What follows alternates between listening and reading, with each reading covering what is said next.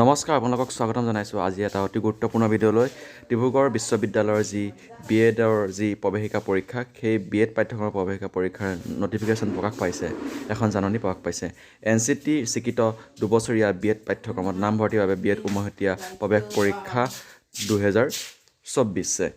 2024-25 শিক্ষাবৰ্ষৰ বাবে ডিব্ৰুগড় বিশ্ববিদ্যালয়ৰ অধীনৰ দুবছৰীয়া BEd পাঠ্যক্ৰমত নামভৰ্তিৰ বাবে BEd উমৈহতীয়া প্ৰৱেশিকা পৰীক্ষা 2024ত অৱতীৰ্ণ হোৱাৰ বাবে যোগ্য প্ৰাৰ্থীৰ পৰা অনলাইন আবেদন আহ্বান কৰা হৈছে।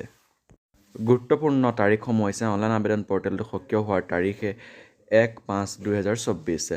অনলাইন আবেদন দাখিল কৰাৰ অন্তিম তাৰিখে 30/5/2024। BEd CET 2024ৰ বাবে নিৰ্ধাৰিত তাৰিখে 13/7/2024। যোগ্যতাৰ চৰ্ত, আবেদন প্ৰক্ৰিয়া বাছনি আৰু নামভৰ্তিৰ প্ৰক্ৰিয়া, সংৰক্ষণ নীতি আদিৰ বিষয়ে বিশদভাৱে জানিবৰ বাবে অনুগ্ৰহ কৰি www.dibru.ac.in ৱেবছাইটত দিয়া নামভৰ্তি জাননী আৰু তথ্য পুস্তিকাখন চাওক।